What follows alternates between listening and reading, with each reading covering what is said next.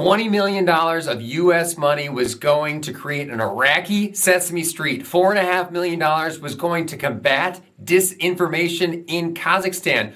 What is the government doing on these spending cuts? Why are they tagging a certain type of spending cut? And what is left on the low-hanging fruit of spending cuts to cut? Let's take a look at what is actually happening in the U.S. economy, what they can cut, and what might hurt the economy at the end of the day. Real quickly, here's the U.S. economy in a nutshell. Income, $5 trillion. Spending, $7 trillion. Deficit, $2 trillion.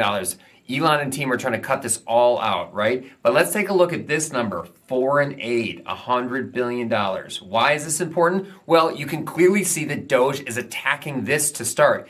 If we take a cash payment that we've created through deficit spending in the United States and send it to a foreign government, that has no positive effects on our economy. But guess what does? The rest of this deficit is all acting positively. People's jobs, all of the payments for goods and services that this $2 trillion is buying, that is stimulus in our economy, and taking it away is going to hurt. It is why the first $100 billion clearly is attacking this foreign aid number.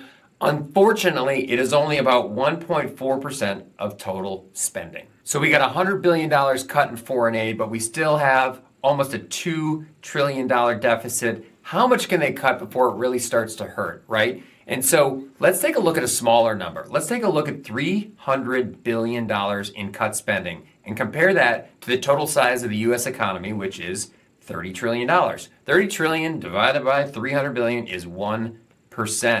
GDP grows at about 3% a year. So if we cut 300 billion in additional spending in order to balance the budget, you're going to see a negative effect to GDP of about 1% on a 3% number. We think the economy can handle that and the administration can handle that. But anything larger than that, it starts to get really sticky and you start to get closer to a potential recession-causing event by cutting all of this spending. And we think that the administration will definitely fall short of doing that. Thanks for everything you guys are doing on social media. Hit those like buttons and subscribe on our YouTube channel. We're over 1,000 now. We really appreciate that. And if there's anything you want to see, let us know.